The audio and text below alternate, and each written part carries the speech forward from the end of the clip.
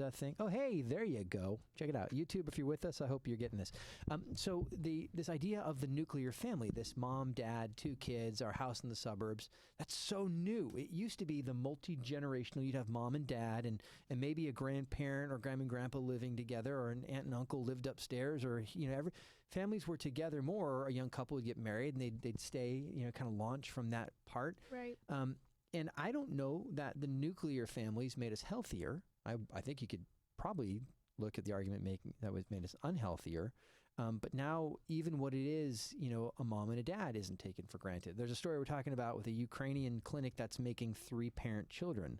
I hate saying that. They're making kids. Anyway, we'll talk about that in the show. So I'm going to hand it to Tim Marie while I go and do some social media posting. So welcome back. Remember, if you're joining us, please share this post so that your friends and family can be a part of it.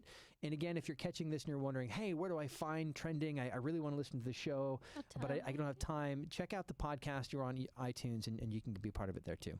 Yeah, enjoy the podcast. We have been producing 2 shows a week. So maybe you didn't know that. We have 2 shows, and for those who listen on radio, usually, depending on their network, they're probably only getting 1 show.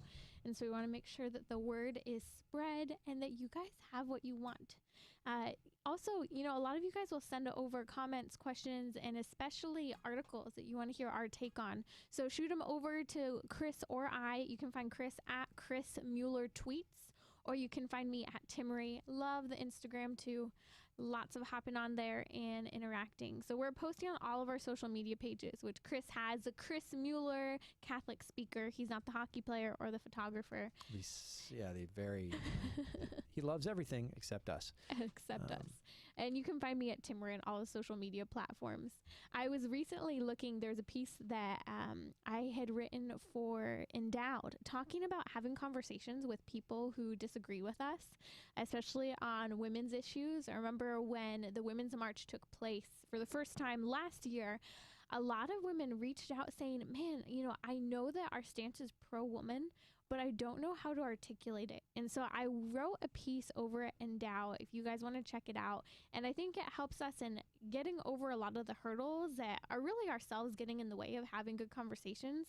You guys, bottom line is we have to recognize that we really do have common ground, and we have to be willing to listen and then ask questions, because a lot of the time that person who is pro-abortion, pro-contraception has more in common with you or recognizes more of the impact of abortion and contraception on women than you realize. And so just asking them questions to help them see their faulty thinking, or also, where you guys share common ground, is a really good way to approach that. And don't be afraid to say, I'm pro-woman. If you want to say you're a feminist too, just not that form of feminism that is kind of the loudest out there right now, do so, because I think more people need to see it. Hey, I'm a woman and I have a voice as well, and it supports all life and all views. If I say I'm a woman and I have a voice too, I've fallen right into the cultural norms. So anyway. Please don't say that, Chris. My daughter made a joke about that, and it was funny and it broke my heart at the same time. Oh. We saw somebody walking a goat. They had a goat on a leash, like a dog, like they were walking a goat. And my daughter goes, well, this is California. That goat can be whatever it wants to be, Dad. It was clever, and I do appreciate that. And that's the highest thing in our family is cleverness. But it was sad that my kids now have to make transgender goat or trans-species goat jokes. Let's come in with that. Do you want to? I get with the sure. The joke, are you going to set me up? Set me up. I'll do it, huh? Or should I do it? Just come in. I'll just come in. Just come in. Whew. Just walking down the street. Yeah, there you go. I was walking down the street. Are we ready? Let's go.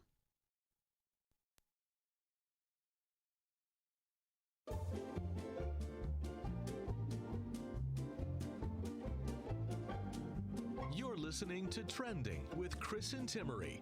National speaker Timmery Millington has been a passionate advocate for life as long as she can remember, helping Gen X through Z answer the call to true feminism and authentic manhood.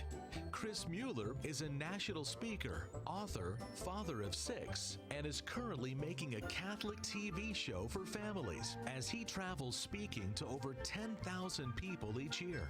Between Chris having over 18 years experience in Catholic lay ministry and Timmery's holding a master's degree in biblical theology, together they cover the week's hottest stories from a Catholic worldview. You're listening to Trending with Chris and Timmery. So the other day, I'm out with my kids, and we're driving along, and we see the weirdest thing. There's two guys with goats on leashes, which is not a normal sight. And so it's interesting. I live in California, and California is the home of insanity, really. So people are walking their goats. I thought it was the fruits and nuts. Well, that's us, anyway. But my daughter, she makes this joke. She goes, well, Dad, this is California. That goat can be whatever it wants to be. And I thought, oh, you're so clever. And it's so sad that my daughter's making trans species jokes now, because that's normal in California, trans everything. Well, I've gotten tired of the trans jokes, and I get that they're funny, but man, I would love to go one day without a trans joke either popping into my head or being said by someone else, because they're everywhere right now. Oh yeah, it's absolutely, it's so weird too, because it's just come on like this tidal wave out of nowhere. It was something that was not even on the radar like 5 years ago, right? And now it is just everywhere. Thanks, Bruce Jenner.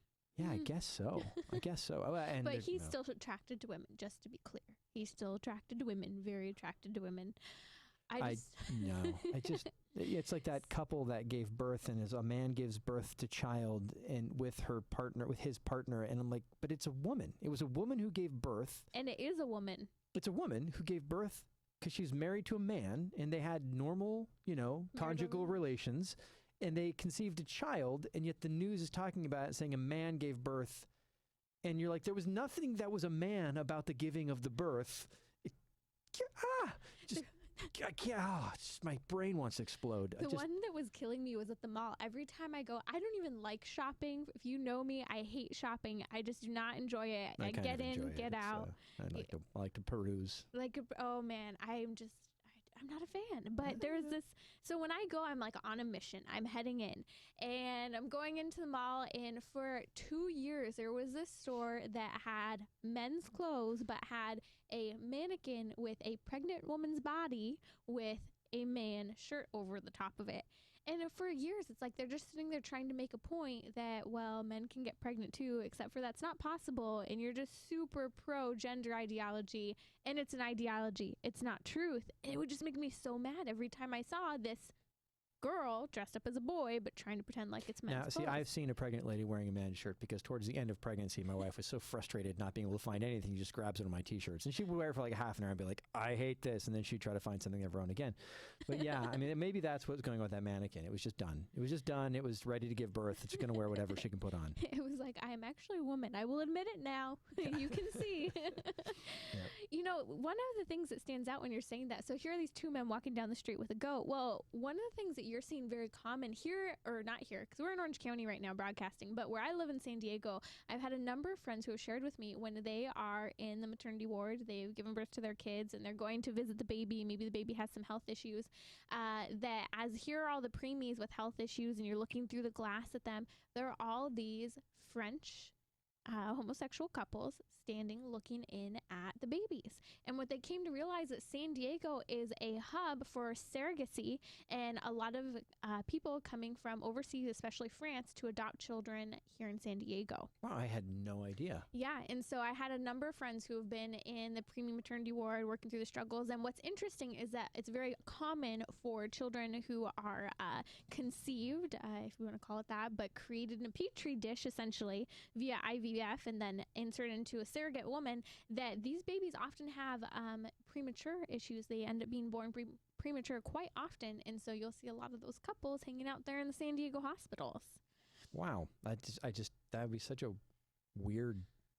You're like, where's a baby? And like, and I have no idea. There's so many French jokes running through my mind right now.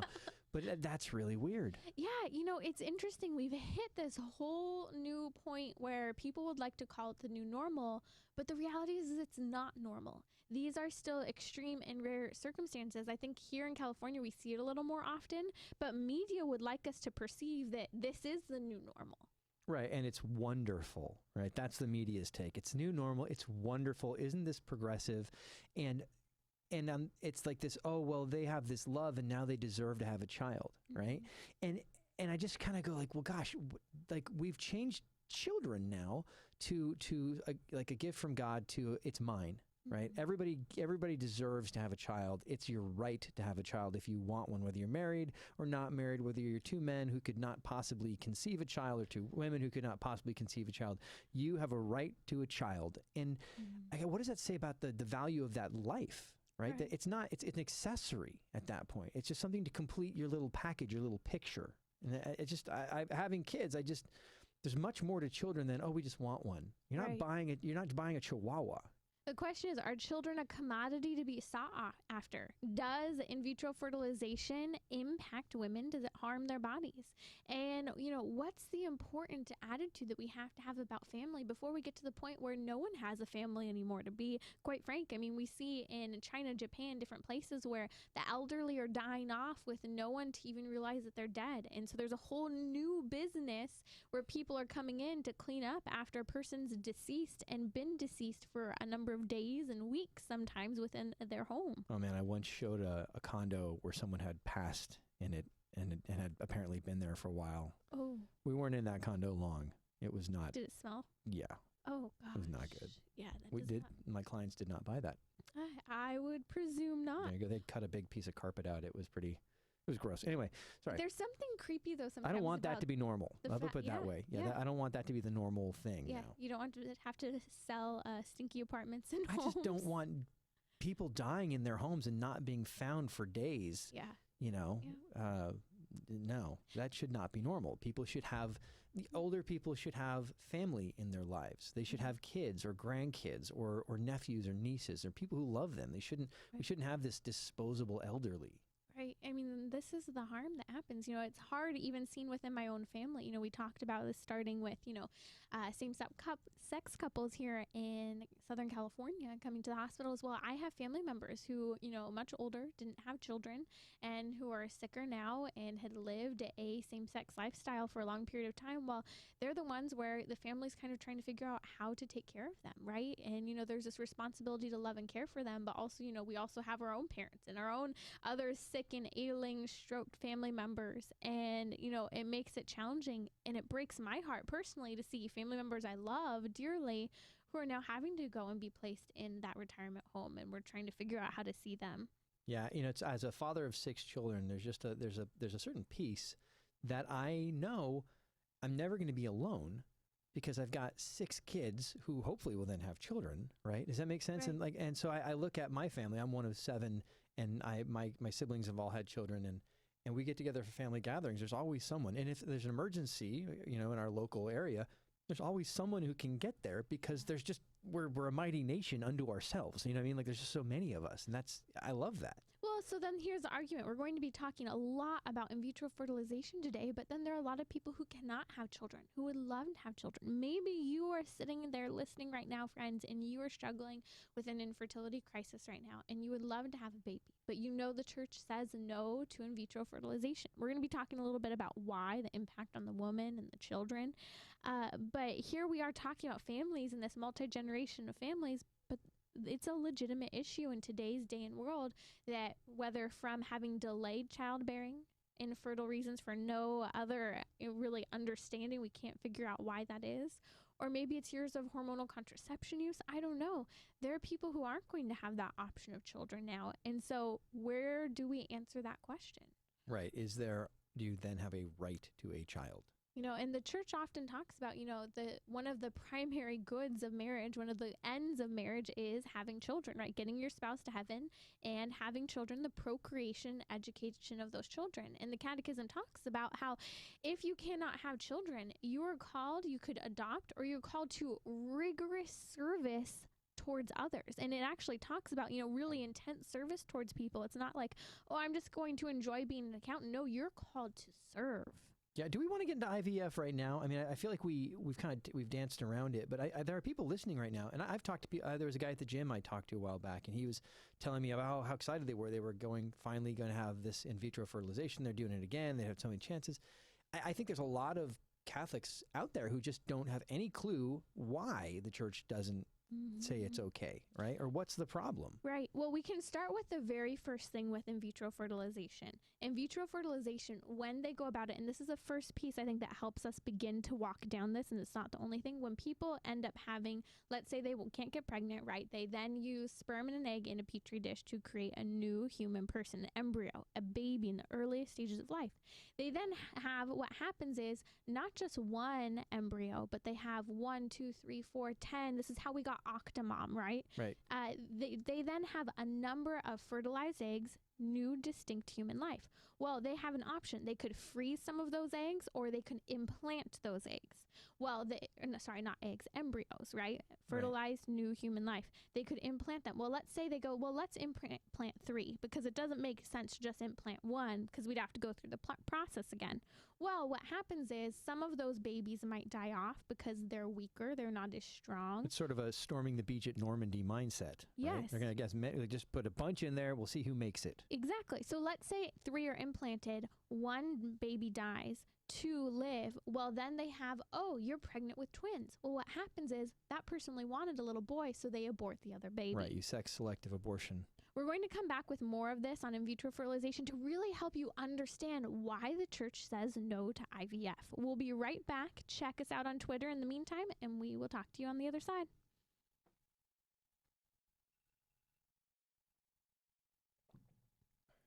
Okay.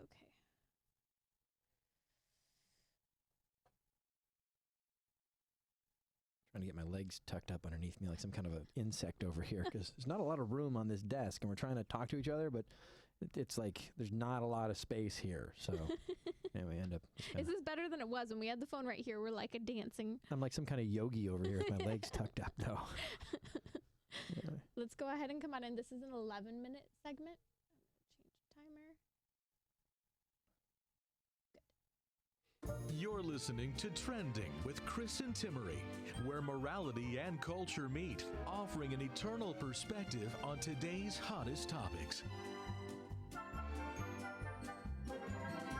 So in vitro fertilization is difficult. I get it. And that's why before we came into that break, we kind of needed to break down some of that. So the number one issue with IVF is that we are selectively choosing to potentially abort some of the babies that are implanted into the mother's womb, and some of them may die off. Right. And so that's something you need to understand. When you go in for IVF, they don't spend all the time, all the money to just do one egg, one person, right? It's a bunch, right? And how many are we talking? Like 30? Like I don't know what the numbers are. You commonly see 5, 6, 7, 10. They might end up having 12 babies, and they freeze, let's say, 8 of those embryos, and 4 of them they then try to implant. So essentially, you essentially have a football team worth of children, right?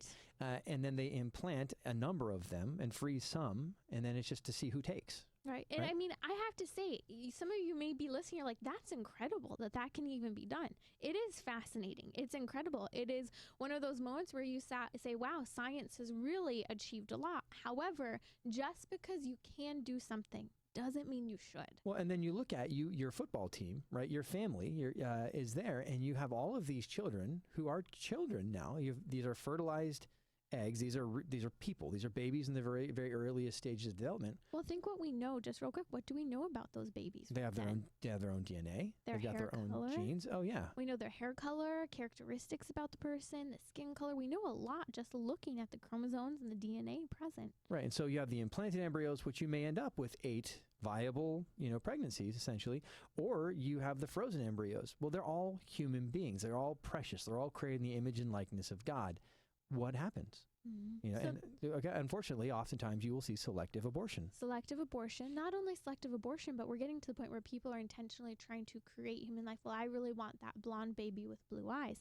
This is a thing, you guys. And I mean, just an example of this, at one of the local churches in San Diego, there are these 2 sisters that keep popping out kids, but they're not popping the kids out. They're going, oh, we're going to go pick up your new baby brother and sister this weekend. And they tell the kids, we're going to go pick them up at the hospital. And it's this exciting thing. Well, the families are growing and they have huge families. Oh, these girls are excited because I don't have to go through pregnancy. I don't have to get out of shape with my body. And it's become this competition of who has more children and who's looking good being super mom. Wait, so extent. You're saying they're like surrogacy? They're just someone else's baby making for them? Someone else is baby making for them. Wow. And so this is how deep it can get, you guys. So here are the different ways it could go. go. There's like a celebrity lawsuit right now where there's some same-sex couple, and he was on this house flipping show or something, and they had a surrogate and they had the baby, and all of a sudden he's suing the baby factory woman. I mean, I hate to, but she's commoditized, right? The womb has been commoditized, and now there's this lawsuit. I mean, so this is legit. Like, this is a thing that's happening. This was an issue with Sophia Vargas. This was an issue. We've been covering this on Trending, different stories, very high-profile stories. There are stories where even imagine this, you guys. So there are different ways this could make up. Maybe you're a woman who can't get pregnant, right? And you try. So maybe you use your own eggs and your husband's, hopefully your husband's, not a partner, right? Your husband's sperm, you insert the sperm into the egg and hope that even though it's not in your stomach, right, that this might take off, and then they implant it. Well, maybe that still doesn't work. So you go another level further. You then use the egg of another woman and use the sperm of your husband. So that's no longer biologically the woman's child, but then you implant it in your womb. Or you could have two complete strangers and have a surrogate, or your husband's sperm and your egg in a surrogate. Like, there's so many different directions this whole conversation could go. Right, and then you end up with a child on the other hand who has all of those questions of identity, of where am I from? You know, why do I look the way I look? Why don't I recognize myself in my parents' eyes?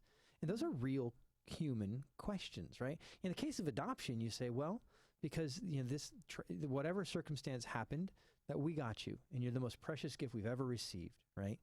But in the case of IVF, I mean, because your dad wanted to make a little extra money, and so he went to the clinic on the weekend, and or because of there's just you don't have that longing, that desire to know. In respects, it goes unanswered. What's the right of a child to know where they came from? So we're going to talk right now about what that perspective is. Here's one example of what's happening, Chris. There is a young man who, Dr. Jennifer Roback-Morse, who is the founder of the Ruth Institute, good friend, and she works a lot reaching out to the survivors of the sexual revolution. Maybe you're a career woman who wasn't able to have children when you wanted to. Maybe you experienced a divorce, or maybe you were a child of divorce. Maybe you had an abortion, or maybe you're someone who went through an in vitro fertilization or are the child of the process of IVF. Well, she knows a young man who in this small town, and it's not even that small, ended up finding that he kept running into people that looked like him. Whoa. Over and over again. And he was so disturbed, he ended up kind of reaching out and finding some information. And he came to discover that he likely has not just dozens, but hundreds of different half siblings, because one of his parents had been donating their sperm or egg for so long that now all these people were using it for in vitro fertilization. He had to move because it was unsettling how common he was finding it to recognize himself and other people. Wow. That is, and we've heard stories like this, of doctors who have done this, of this is not an uncommon story. It's come up in the news before, right, where, you'll find that sperm donors have like multiple children in a town or in a municipality. Mm-hmm. Well, and this is the thing too, we're going to be talking later about how, well, who's being targeted to be a donor, right? And what's the impact on them? But we have to focus on the children, Chris. Children are growing up with the fact that, well, I have another mom out there. I have another father out there. It's different from adoption, where I know my mom or my dad couldn't raise me, and the best possible option was this stand-in couple, right, who are raising me because they're trying to make the best possible circumstance here. Right. Versus in vitro fertilization, it's the flip side. It's the parents wanting a child and denying from their birth denying that child the right to their biological mother and father. Right. And again, our modern culture is going to say, well, it doesn't really matter, and you can overcome, and there's all these, I think it's such a common thing in our society to take the marginal cases and try to use them as a rule, mm-hmm. right? And so they'll say things along the lines of, well, what about people whose spouse dies, right? Then, of course, that person doesn't have a father in life because the father died. Does that mean they're like an illegitimate family? And the answer is no, it's a tragedy. But you never use tragedy as the hoped for, right? You never go, oh, well, gosh, because their single mothers are out there, then you don't need both mom and dad. You got someone who's making the best of a situation that was a tragedy in that situation. Something is missing that should have been there, that was there. Right, absolutely. That's not the removal of that person. And we're today creating human beings, and in their creation, we're saying before they're even conceived, you will never know your father. You will have no relationship with him. He has signed off any rights or any communication with you from before he has even conceived you. Yeah, I just want to kind of just go back to the idea of that argument too, though, because I feel like as Catholics, we are so disarmed sometimes. And whether it's the abortion argument or IVF or same-sex couples adopting children or whatever it is, we use these kind of outlier arguments, right? And we go, oh gosh, I don't want to be insensitive to single mothers, or I don't want to be insensitive to this, or I don't want to be insensitive to that. But we have to stop and say, no, guys, we don't use the outlier as the rule. You say, well, there's a situation that was terrible, and you try to make the best of that situation. I'm not saying that they're a bad person, their family is legitimate or something wrong, but we're not going to say just because some people can make that work, that should be the norm. So an example of that, working in the crisis pregnancy center, we would have a lot of women who ended up being single moms. And you'd see, there would be the celebration of their high school graduation, and they have the 1 or 2 year old by their side and also a cap and gown. And people are going, oh, how cute. Well, we're celebrating the fact that in spite of everything that's happened, she still graduated and she had her baby. Does that mean we celebrate single motherhood? No, we celebrate that in these circumstances, she did the best she could. Celebrate that. This came up in oral arguments when we were discussing the same-sex marriage question in the Supreme Court. I think it was Keegan who had said, well, what about a couple who is infertile? Are they, does that mean that they're not married, right? And the lawyers, it's just crazy that Supreme Court justices are making these arguments that are just to use the margins. I think there was some joke made about, well, she's past, the childbearing age, right? Yeah, but something that naturally worked has now run its course, right? We didn't break it on purpose, right? And that's, I just feel like as Catholics, we have to bring rational discussion and argument back into our culture. We can't always be lured out by the emotional argument. We have to stop and say, well, hold on a second. You're saying you're going to deny the rights of a child. That's what you're saying. That at the heart of it, you're denying that child's right to a mother and a father. And here's the thing, Chris, you look at it, I think you and I have both grown up with friends who've been adopted. And I remember one of my dear friends who was adopted always longed to know who his mother really was. I remember at one point, even to the point of even thinking my mother was his mother because he loved my mother so much. And it would always break my heart because there was this longing, this search for a real biological connection. That while his adoptive mother loves him dearly and is his true mother, he still wanted to know, what is my origin? Where do I come from? Am I still loved by that person? And if not, why? Yeah, absolutely. I think we have to get out of this mindset that every person has a right to their perfect little picture. Mm-hmm. And we have to say that every person's created equal, but nobody's life is the same. And to say that it all has to be the same is to strip it of its dignity. Well, and to just think about our timeline that we plan for life. Our timeline never goes according to plan. Well, sometimes having children doesn't go according to plan either. We'll be talking more about this from the woman's perspective.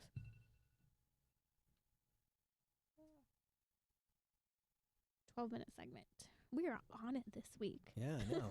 All the extra cameras are putting pressure on us, apparently. Don't worry, I'm going to drop an F-bomb in a second. I will not. I'm just saying. My mom said to one of my siblings this weekend, you take Jesus with that mouth. Yeah, exactly. I don't think it was about cursing. I think it was about something else. Yeah. I think we're ready. So let's come in woman's or parents' perspective, or do you have more on...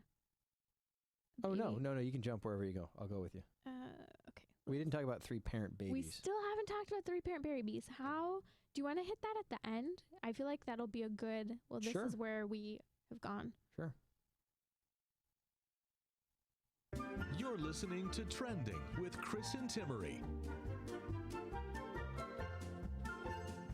I have to put a full disclosure out here. When we're talking about in vitro fertilization, bioethics, some of the deepest, most complex topics of bioethics, it really makes my stomach turn. I remember when I was really young learning about the fact that we're creating babies outside of people. It just seems so inhumane. And I remember for days I was sad just thinking about this, that the fact that there are all these frozen babies that are frozen. And, you think about human life in the smallest and most precious form. And in some ways, it's almost even sadder, right? Yeah.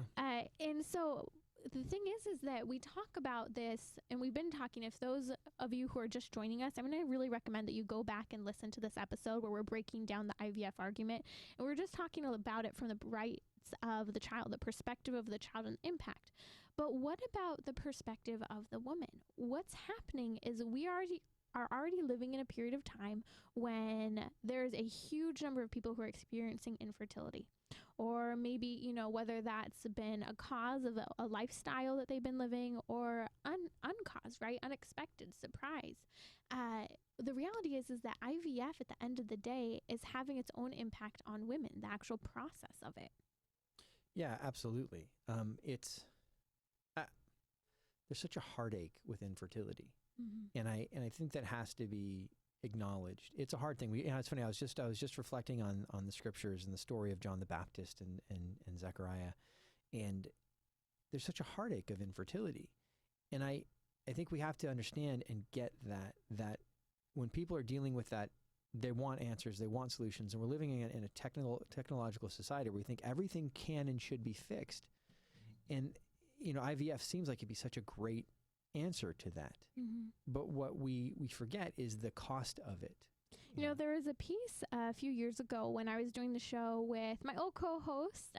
We were on Hearts and Minds, and Trent Horn and I were talking about the impact on the woman. And there was this article that came out from Verily, and I'll be sure to tweet it out. It's by Susan Caldwell, and she talks about how her and her husband were struggling through infertility. Long story short, they're struggling. It ends up taking a huge hit on their marriage. Their marriage ends up suffering. She, in some ways, you know, kind of looks past the husband and just wants that baby that doesn't even exist. And it caused a lot of rift for them. So then they start the process of in vitro fertilization. And Chris, what happening is heartbreaking. Her testimony is that, yes, I have 2 boys from IVF, but I would never recommend it for anyone else, and it wasn't right, essentially. And as they're going through the process, what happens is it starts with the woman actually taking a ton of hormonal contraception, right, which you'd think would be against the mindset. But what's happening is you're trying to create a super ovulation of the body. So normally most women produce 1 egg, but maybe in the case where you have twins, sometimes either the egg splits into 2 or 2 eggs are produced. Right. But in most cases, just 1 egg. Well, what happens is they then put her on contraception, then give her a number of shots and things to put her into a state of super ovulation. So she's producing 10, 20, 30 eggs at once. I'm just going to throw this out there, ladies. This is a huge impact on her body, and it can go south, and it has in some cases. So this woman talks about how there's this one extreme reaction that can take place in these cases. Well, sure enough, lo and behold, she ends up having it. So they get all of the eggs, they extract them from her body.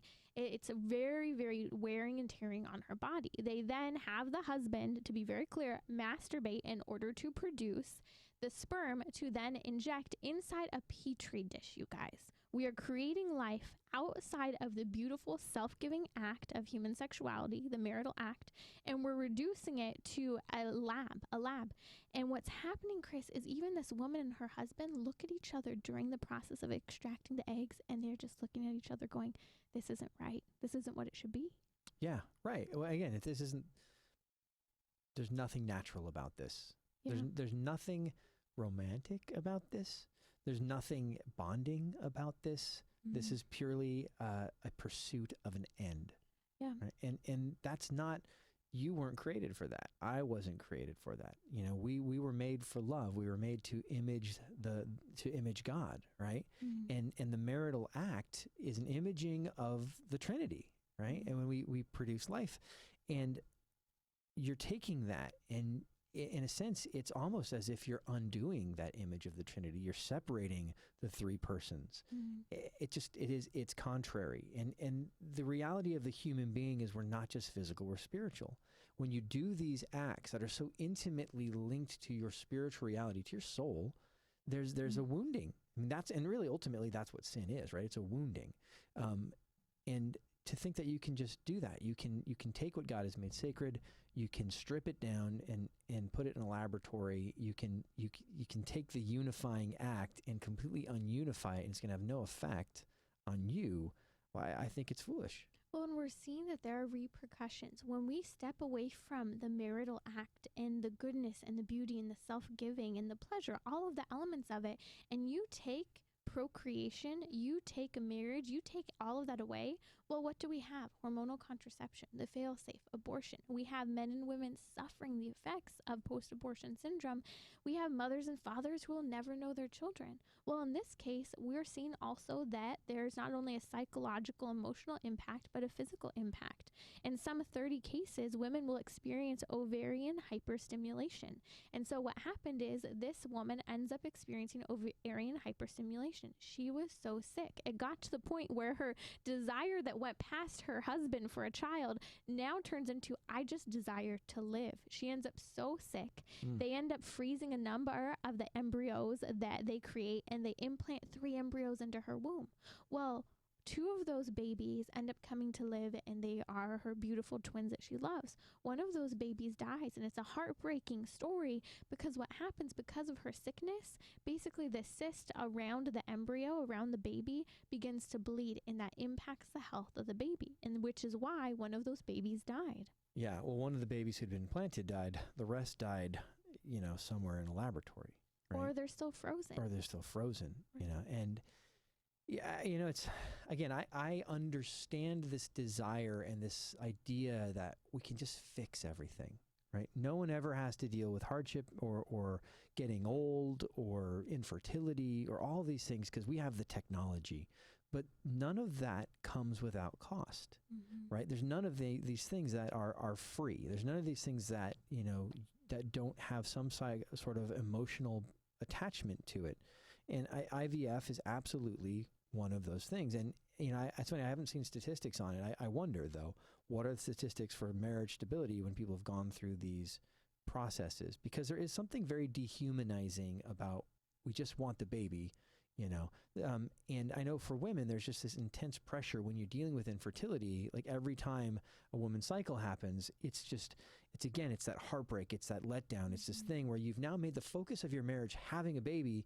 Well, that was never supposed to be the focus. It's, marriage spring forth from love, babies spring forth from love, but it's not like, we've never, as a church, we never get behind this idea that a woman is an infant factory, right? Like that's not it. And it's funny because that's what we get accused of so much as Catholics, right? Well, they just want you pregnant and making babies. It's all about babies. But that's not what it is. Babies come from love. There's always an openness to life, but the marital act is not supposed to be a mechanical process to produce children. It's not meant to be sterile with gloves and trench coats and masks and severe illness caused by what you did, and not by the rare circumstances, right, where people do get sick and have difficulties in pregnancy. And I mean, they happen, but, here we're inducing that sickness upon this woman. And, I look at it too, every day when I open my Facebook page, because I am a dancer, because I teach Pilates, because I am in my mid-20s, there's a little ad that will come up almost every single day offering me a very large amount of money to harvest my eggs. Wow. Well, and they target me because they see I'm a dancer, they see I'm fit, and I would be a type of person given those circumstances that they would want. Not only that, they somehow know probably that I have student loans. Well, here's a great way to pay off your student loan. Struggle with student loan, you're a dancer, here, donate your eggs, pay off your student loans. I had no idea that was so predatory, because obviously I'm not getting those ads. Yeah. I'm not looking at my profile and be like, that guy, we want his eggs. Yeah, well... This is California. Anyway, this jokes. is what's happening, though. No, yeah, absolutely. And praise the Lord that I am someone who understands not only the wrongness and morality of this, but I also recognize, you guys, there are people who are suffering under student loan debt right now. How many women are being victimized and giving away their children? And I know women who would never say it, who are experiencing this. And guess what? It then causes infertility later. Because if you're going through super ovulation, that may be the last time your body is able to go through that level of impact to ovulate. Right. Back up a couple steps. So for you to be an egg donor, you have to go through the super ovulation process? That is one of the ways that they do it, yes. Okay. Either way, if they're going to harvest your eggs, they do not want to harvest just one. So pretty much across the board, if you're going in to have your eggs harvested, you're going through the super ovulation process to produce multiple eggs at once. Okay, so just to kind of put it in layman's terms, you actually have to throw the eggs, right? They can't get them out of the ovaries. They have to actually have been... Extract the eggs. Okay, but yes. From where are they extracting them from? from the ovaries? Yes, they're extracting them from the woman's body. Okay, Yes, just eggs. So then they have all of these eggs so that they can do two things. One, create human life for infertile or couples who just want this perfect baby, or for experimentation. And that's another area that we're not even talking about yet. We haven't touched on. Right. The fact that we're creating embryos, and a lot of these babies are not just being frozen, but given up for experimentation. And here's the reality.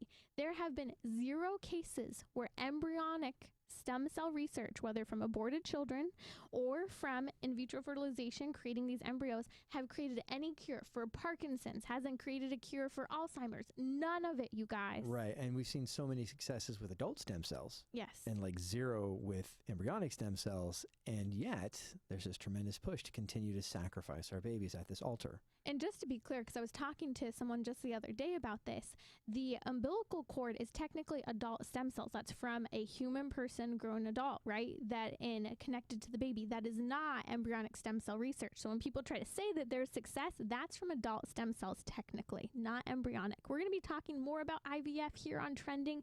Thanks for being with us. Don't go away. We'll be right back. Okay, so 10:45. This one. Are we in the final segment? We're in the final segment. All right. That flew by. What's that? Exactly. Final countdown.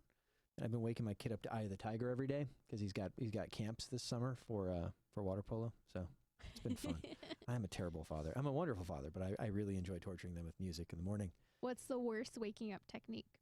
Oh, Or the I don't know. best, should I My say? favorite is polka. I just think it's a fun way to wake up the house, you know. And then you go, boom, boom, boom, boom. Come on, the tuba is a completely underrated instrument. Do you play any instruments? No, I really don't. If you played instruments, would you wake up your children to your own Oh, instruments? heck yeah. You know I would. Okay, so there's this guy, what is his name? And he does covers of like contemporary songs, but in the very 1920s style. Max Raab. It's MAXRAAB. And he does a We Will Rock You with a tuba solo in the middle of it. It is the weirdest. And my kids, we listened to it in the car one time, and my wife absolutely hates it. And the kid's like, play it again. So you're getting the good stuff here, interwebs.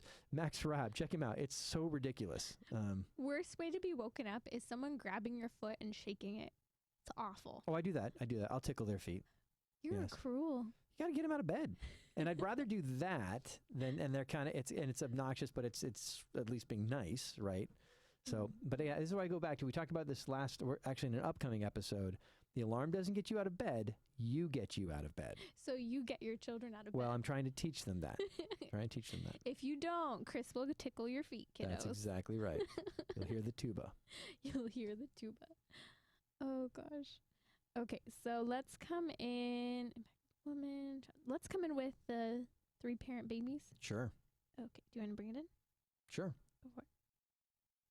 You're listening to Trending with Chris and Timmery, where morality and culture meet, offering an eternal perspective on today's hottest topics. We've been talking about this idea that everyone has a right to a child, which is wrong. Not everyone has a right to a child. The child is not an accessory. It's not something that completes your pretty little picture. But we know in our modern context, there are couples who are together that will never be able to have children because they're from the same gender, for instance, like a man and a man or a woman and a woman. And so a clinic in the Ukraine has found the perfect solution to this problem. Wah, wah. They're engineering 3-parent children. Which I just try to get if you're listening out there, just get your head around that. They're in a lab someplace. They're taking a donor egg and then genetic material from I guess 2 fathers, and they're creating something that is just not a naturally occurring thing in any sense of the word, a 3-parent child. And it is sick. It's at the point where if this makes your stomach turn, it should. And if it doesn't, it should, you guys. We are looking at children as commodities to be sought after. We're looking at them as something we can shop for in the grocery store practically, just with a hefty price. So what they're doing is you have a mother and a father who create a new human life. What they do is maybe that couple struggling for that baby to live to term, right? So before the baby dies, or before they even give the baby a chance to die, I think that's important, they extract the DNA from that baby. Then what they do is they have, say, the father and a surrogate woman, right, or a woman who's donating her eggs, they have her and him now create a new embryo, right? And it's not done through the sexual act. It's done through a petri dish and donating of eggs and sperm, masturbating to get this sperm. And I keep saying that because it's so sick and twisted. Well, now what they do is they have this second human life. Well, they extract the DNA from that baby as well. And they take the DNA that they extracted the first time from the actual mother and father who want the child, and they input the DNA. So what they're doing is they're extracting and injecting DNA. Again, it's one of those moments where, wow, that's amazing that you can do it. Just because you can, should we do a DNA transplant of embryos?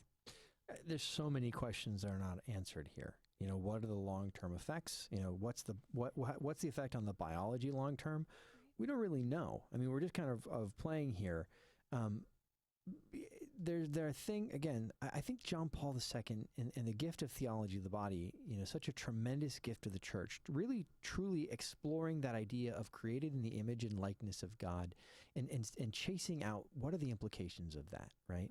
And really looking at just the inherent value and the beauty of the marital act, the beauty of the relationship between the spouses, and it's like John, and prophetically, he's writing this at a time that we are literally on the border of chaos, right? He's writing to the church at a time when we're about to be it's just inundated with this tidal wave of transgenderism or same-sex marriage, or now, you know, 3-parent children, or all these things. And he's just speaking in truth. And gosh, if you're out there and you're hearing all this, we talked about this in previous segments, that necessary, what's so necessary to form our worldview, to form a healthy mind, because this kind of stuff, like if you don't have your head on, if you haven't really looked at what we believe and why we believe it, if you haven't really considered the sacredness of humanity, of yourself, of your children, of your relationship, how that images the Trinity, then this kind of stuff, you're gonna see it, and you're not gonna know how to respond to it. Well, and I look at it too, you know, part of the Christian life is this self-discipline, this self-gift, this growing in who we are, growing in our relationship with God and others, and this tempering of our desires, of our passions, right? Disordered passions, right? The good passions we want to draw forth, but always have them moderated, right? And within the right context. Well, what we're saying now is that desire, that passion to have a child comes above all else. And that you should have that no matter what. Well, it used to be, well, I'm not able to have a child, so I grow in closer community to nieces and nephews, or I know people who have experienced infertility and are running orphanages in impoverished communities because they recognize we couldn't have children, and the church calls us not just to live our lives, you know, enjoying this marital relationship with no kids. It calls us to radical self-gift that we're missing out on not having kids. You know, it's such a weird place we're in, that there is more of a push to adopt an adult dog that's been abandoned than there is to adopt a human child that's been abandoned, right? Like you hear people saying all the time, like, oh, puppy mills are this great evil and injustice. They're terrible, right?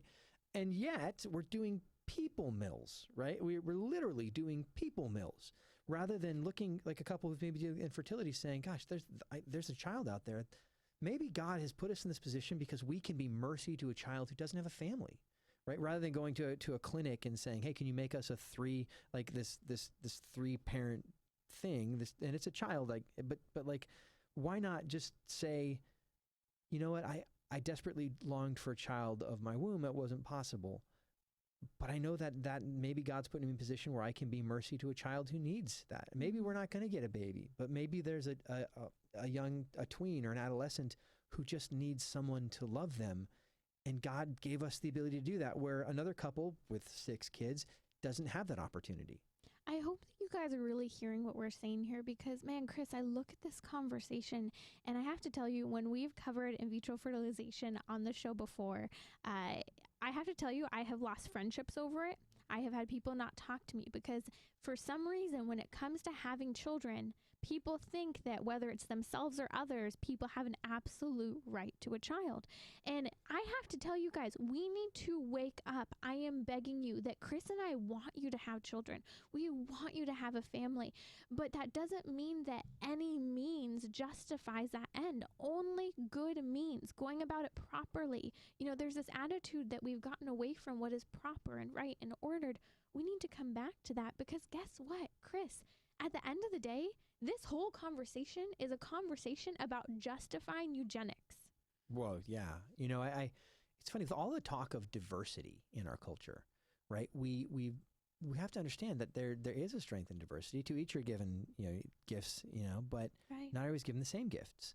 And, you know, for whatever reason, my wife and I, we have had no problem ever having a child. We've not, you know, we've been very blessed, no miscarriages, none of that. We've had friends who have struggled for years to have a child. You know, why? I don't know. I don't know what that answer is. But for some reason, we've conflated equal dignity with equal in everything, the same, right? Equal dignity means the same. And while, you know, because we've got 6 kids, it doesn't mean we're better than another couple, right? But our life is different, right? And so if you're in a place of infertility, like, you have the opportunity to adopt a child. I just can't. You know what I mean? I don't think the state would even give me a child if I wanted to adopt a child, right? Because they look at my income and the number of children and the size of our house. They'd be like, no, you can't have the baby. Or maybe you start that long journey to fostering a child. It can be a long journey. And I know some people who have fostered for a number of years, working and fighting and battling to try and adopt this child. The reason they want to adopt that child is to give that child the best possible circumstance, upbringing, trying to allow it so that not only that child has a mother and a father willing to step in for their mother and father that couldn't, but a mother and a father that is going to teach them to know, love, and serve our Lord. Yeah, absolutely. And so I just think, you know, again, there's no easy answers. This is all hard, emotional things to deal with. I don't mean there's no easy answers, that there aren't answers. I just mean that the answers sometimes are hard, right? And I love that Chesterton quote. It's not that it was found, it was tried and found wanting. It was found hard and left untried, right? And so much of the sexual ethic, so much of the life ethic, so much of the family ethic, it's not that it was found wanting. It's just that we found it hard and we said, no, I just, nope, it's not what I want. It's not what I want. And, you know, go back to the garden. Well, they decided that they wanted to be able to decide what was good and evil, what was right and wrong. And maybe you're someone who's struggling with infertility right now. And you're saying, okay, I can't do IVF. Or maybe you have a friend. Well, what can I do? Well, the church really called back in the 60s for there to be means not only to delay having children through the moderation of self, through chastity, through abstinence for a period of time. But what about people who are struggling with infertility? So NFP is something that helps people struggling with infertility. Maybe your hormones are imbalanced. Maybe there's something going on. Maybe there's a preconceived condition that you have preventing that. I really want to encourage you guys to check out NAPRO Technology. That's NAPRO Technology. You can go to naprotechnology.com, or you can check out fertilitycare.org. These are 2 excellent resources if you or your loved ones are struggling with infertility. Yeah, absolutely. And I've had friends who have looked into this, who have, learned so much about what was going on in their bodies. They just had no idea. It's crazy that we don't educate women about their fertility cycle, right? Absolutely. And there's so much that can go wrong, even just stress, the way that stress impacts our bodies. I'm not getting pregnant anytime soon. I'm single. However, I do know that there have been periods of time where something was going on, whether stress, even over or under exercise, can lead to the inability to ovulate, for example. Hey, we hope you've enjoyed the discussion. The reality is that some of these answers are hard, but the truth is good for us. And so we'll see you guys next time on Trending.